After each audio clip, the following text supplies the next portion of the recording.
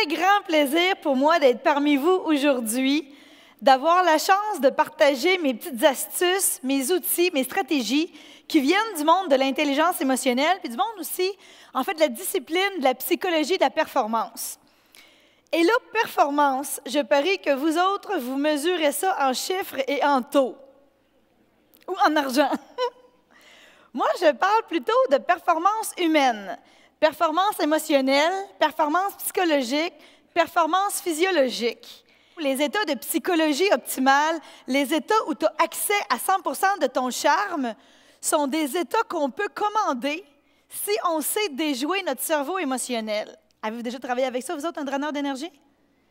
Tu n'es pas consciemment en train de te dire « Oh, cette personne-là est en train de développer chez moi un petit peu de ressentiment puis d'amertume. » Tu ne te dis pas ça. Quand tu vois son nom apparaître sur l'afficheur à la fin de la journée puis tu es fatigué puis tu fais ça de même « Non, demain matin, je le rappellerai, mais que je sois en forme. » Levez la main, ceux qui connaissaient des gens que peu importe ce qui leur arrive de beau puis de bon dans la vie, ils vont trouver une manière de chialer puis d'être frustrés. Il y en a qui lèvent deux mains des fois. On veut juste pas de nom, OK? Mais ce qu'on va voir ensemble après-midi, c'est que dans la vie, on n'est pas frustré par hasard. On n'est pas des victimes impuissantes par hasard. Puis on n'est pas rempli de joie de vivre par hasard non plus. Il y a des stratégies conscientes qui nous amènent dans ces états-là, puis il y a des stratégies inconscientes qui roulent le logiciel à notre place. Quels seraient, selon vous, les neurotransmetteurs du bonheur qu'on est capable de commander dans notre propre corps? Sortez-moi pas Viagra, hein? Je parle de sécréter naturellement, là.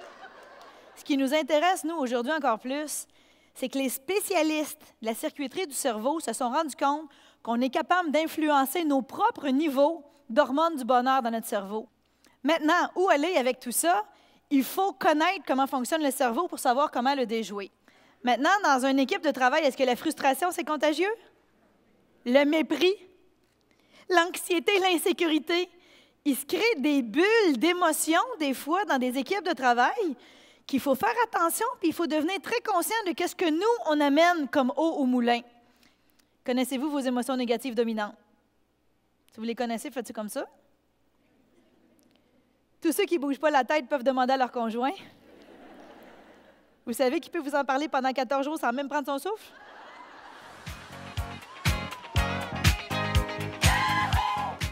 Les athlètes olympiques, quand on parle d'état de performance, êtes-vous d'accord pour dire que le gars qui est en haut de la montagne, qui s'apprête à faire sa petite descente en ski, et que si jamais il est très bon, probablement que Nike va vouloir le commanditer pour une coupe de millions, on s'entend-tu pour dire que c'est un individu nerveux, ça? En haut de la montagne, pensez-vous qu'ils sont là en train de se dire « Hey, j'espère qu'aujourd'hui, je vais être dedans. » Non, ils s'amènent dedans. Savez-vous que pour déjouer notre système limbique, il y a différents accès?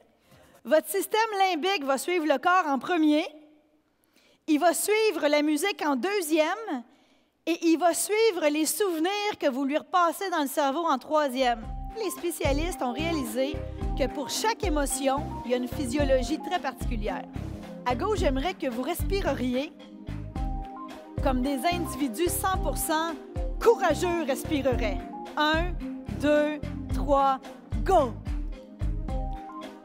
Notre corps modifie la biochimie de notre cerveau.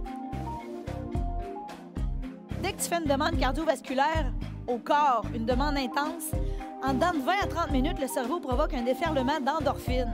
On va faire un test.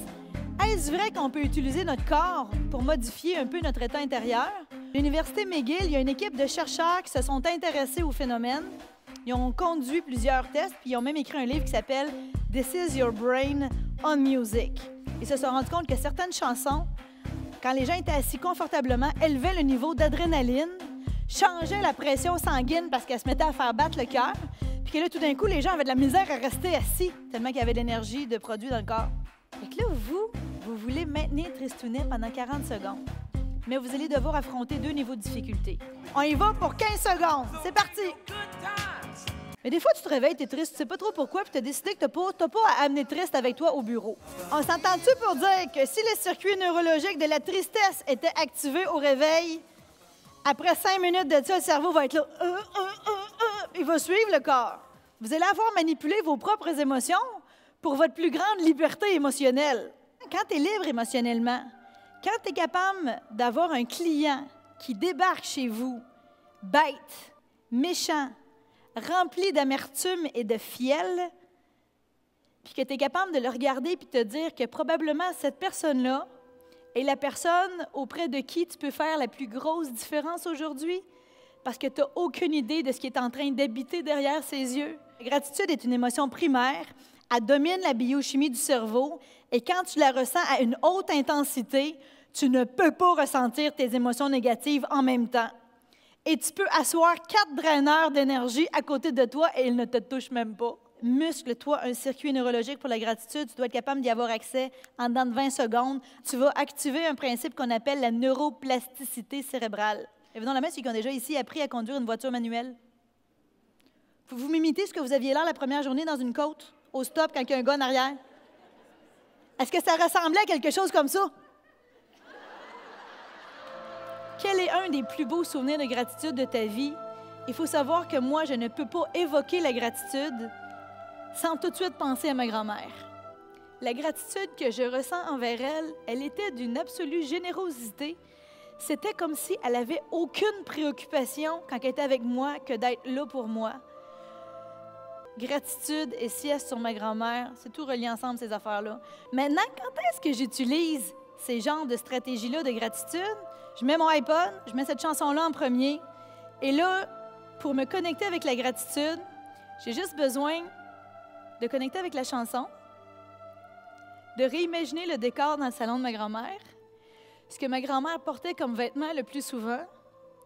Si je veux me donner le coup de grâce de gratitude, j'ai juste besoin de faire ça avec ma tête. Imaginez la chaleur de ma grand-mère qui montait sur ma joue. Devinez ce qu'elle faisait pour moi, ma grand-mère, en plus? Elle me berçait. Elle me chantait des petites chansons tellement proches des oreilles, là, qu'elle me soufflait dans les oreilles. Si je me remémore ça, ça me rechatouille quasiment. Mon cœur est déjà plus allégé. J'ai moins d'impatience, d'irritation contre mon client. Là, je suis dans la salle de bain à Toronto, j'ai le cœur ouvert de même. Là, je suis pleine d'amour. Là, je sais, je ne peux pas être impatiente en même temps parce que je me sens complètement privilégiée. Là, je reviens vers mon client. Je suis correcte, j'ai plus de charge émotionnelle négative. Aimeriez-vous connaître un truc pour créer dans votre corps énormément d'énergie à l'intérieur de 40 secondes? 3, 2, 1.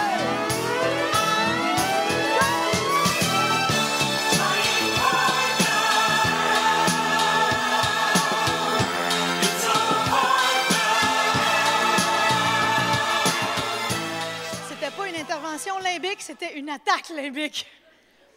40 secondes, le souvenir, la musique, la respiration, la demande cardiovasculaire. Et là, actuellement, vous êtes tous allumés comme des sapins de Noël. On ne peut pas feindre une émotion, mais on peut la commander.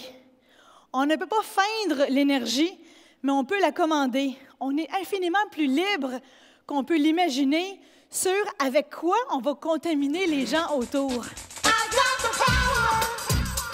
Merci pour votre super participation.